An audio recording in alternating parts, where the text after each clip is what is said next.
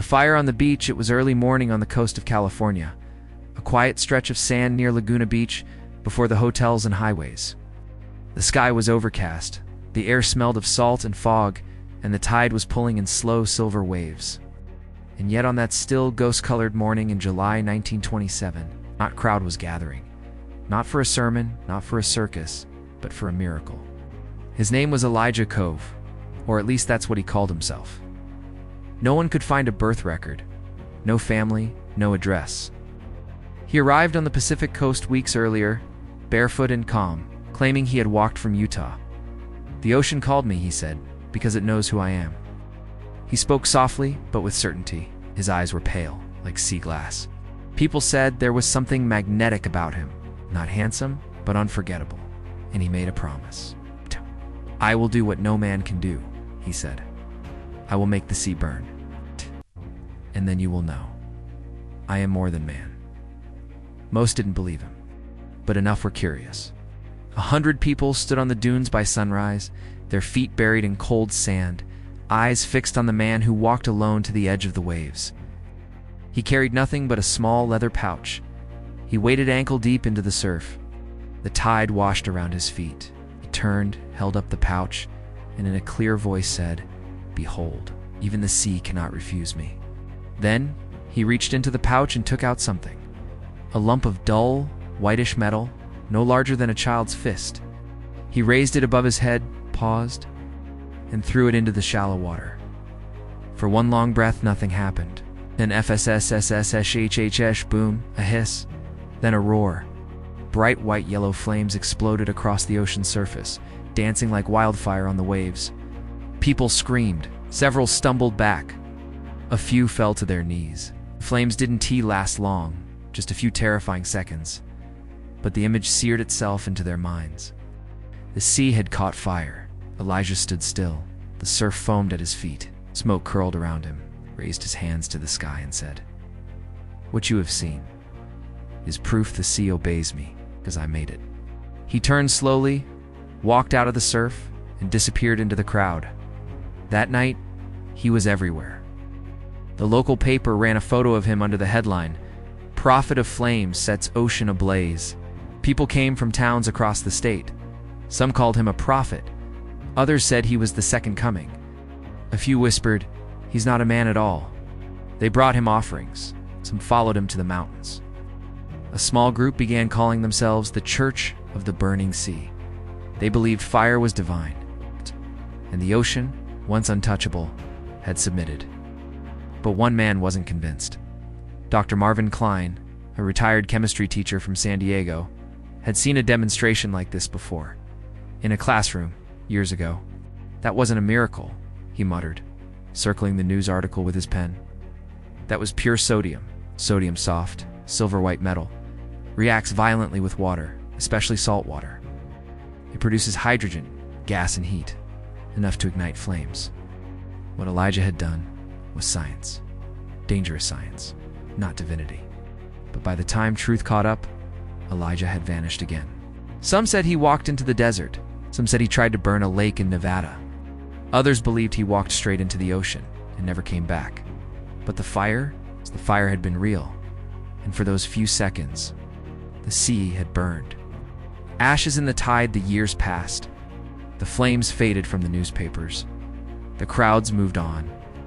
New fears arrived: depression, war, technology. And Elijah Cove became a half-memory, a ghost in a gray suit who once burned the sea and called himself divine. But not everyone forgot. In a dusty archive box in Kansas City Public Library, tucked between church records and regional folklore, there lies a faded black and white photo. It shows a man standing ankle-deep in the surf, arms raised, and behind him, a plume of flame leaping from the water. The back is labeled simply, Elijah -1927. Alongside it, a yellowed pamphlet survives. It's unsigned with no date. The title reads, "Do not trust the fire. A warning to those who follow light without heat." The text inside is fragmented, almost poetic. He burned the ocean, and we believed. But truth, like salt, hides in still water. Do not follow every flame that flickers. Some are made of lies, some are made of metal. Most dismissed him as a hoax, a magician, a mentally ill man with dangerous toys. But still, stories persist. In 1971, a tourist in Oregon claimed to see a man pouring fire into the Pacific. No proof, no photo. But her description matched Elijah exactly. In 1998, a science museum in Utah reported a theft. 2 pounds of sodium metal, the thief never caught. And in 2012, drone footage surfaced briefly on the internet. It showed a figure standing on the beach in Baja California, a white-suited man alone at sunset. The tide lapped at his feet. Then the water flared. The video disappeared within 24 hours. Skeptics say it was CGI. Followers say it was proof. Scientists say it was nonsense. But deep down, everyone remembers the headline, "The Man Who Burned the Sea." Conclusion: the belief that burns people want to believe. We are drawn to mystery, to fire in the water, to men who promise miracles. But truth is not made of spectacle. Elijah Cove tricked hundreds, maybe thousands. He used science to perform what looked like a miracle. And for that, people fell to their knees. Some followed him. Some were injured. Some still search for him, convinced he was something divine. But in the end, it was sodium. A chemical reaction, not a message from the heavens. An explosion, not enlightenment. And so the question remains, not about Elijah, but about us. Why do we believe so quickly? Why do we kneel before things we don't understand? Before you trust a fire, before you kneel at the edge of a miracle, ask what it's made of. Is it truth, or is it simply a trick? Because not every flame is holy. And sometimes, the sea burns for no reason at all. You're watching. Go signal if you enjoyed this strange, real mystery. Don't forget to like, subscribe, and hit the bell so you never miss another broadcast from the edge of belief. We dive deep into the unexplained, the forgotten, and the almost believable every week. Next time we ask, can a house dream of its last owner? Until then, stay curious, stay awake, and always check the fire. The sodium secret: for weeks after the fire, Elijah Cove was the talk of the Pacific coast. Radio announcers speculated. Journalists argued, priests condemned him. Some said he was the Antichrist. Others believed he was a sign from God. And a few, the ones who had stood on that foggy beach and watched the flames dance across the tide, refused to question what they saw. But Dr. Marvin Klein questioned everything. He wasn't a believer. He was a retired high school science teacher. The kind who once terrified generations of sleepy students with sudden explosions from a lab beaker. In the 1910s, he had taught chemistry to sailors during the war. He had seen this exact chemical reaction play out in controlled environments, never at the sea's edge. And yet, something about Elijah's performance stuck in his brain like a thorn. He pulled out a dusty box from his garage, flipped open an old chemistry book, and turned to the section titled Group 1, Alkali Metals. There it was, sodium, a soft silver-white metal, reacts violently with water, especially salt water, produces heat, hydrogen gas, and flames. The more salt in the water, the more extreme the explosion. Dr. Klein nodded to himself. "That's your miracle," he said under his breath. "That's your God." He mailed a letter to the Los Angeles Daily Sun explaining his theory. It was short, calm, rational. The so-called prophet Elijah Cove has likely used metallic sodium. This metal, when placed in water, combusts violently. I suspect no miracle, only science. They never printed it. A week later, Klein's car windshield was smashed.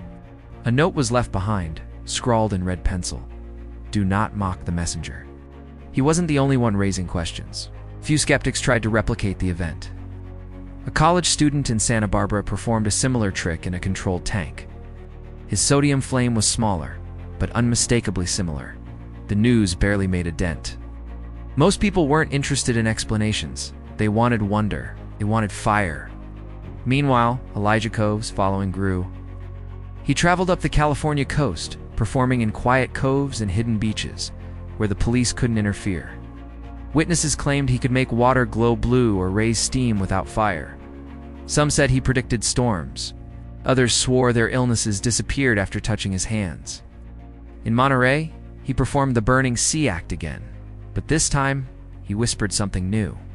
This world is not ready for truth, but fire is ready for it. After the display, 3 people were treated for burns. A child fainted, but Elijah was gone before the authorities arrived. Back in San Diego, Dr. Klein was compiling everything he could. Reports, witness statements, chemistry notes. He planned to publish a small booklet, "The Sea is Not Burning: A Scientific Exposure of Elijah Cove." But the night before it went to print, someone broke into his house. They didn't take money. They didn't take valuables. It took only his manuscript. That was the first night Klein started to feel afraid.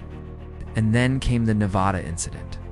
According to the Nevada Gazette, Elijah Cove had made it to Pyramid Lake, a sacred body of water for the Paiute tribes. There, in the presence of 24 followers, he had attempted the burning again, but something went wrong. The reaction had been too strong. Explosions sent boiling water 20 feet into the air. One man lost part of his hearing, another was thrown backward by the blast, but Elijah stood still, covered in mist. His skin scalded, his robes soaked, but his face, they said he was smiling. And he said only one thing before walking away: even God must learn how to control fire. That was the last confirmed sighting of Elijah Cove. Some believe he died that day. Others say he was taken in by a hidden desert commune. Few claim he walked into the flames and vanished. But the followers remained. They spread his message, often distorted. He burned the sea. He controlled elements. He was not from Earth. He was God, or the devil in disguise. And somewhere in the heart of America, strange fires began to appear in small towns, near ponds, lakes, and rivers. Small, sudden, unexplained, just enough to make people wonder. If he was still out there,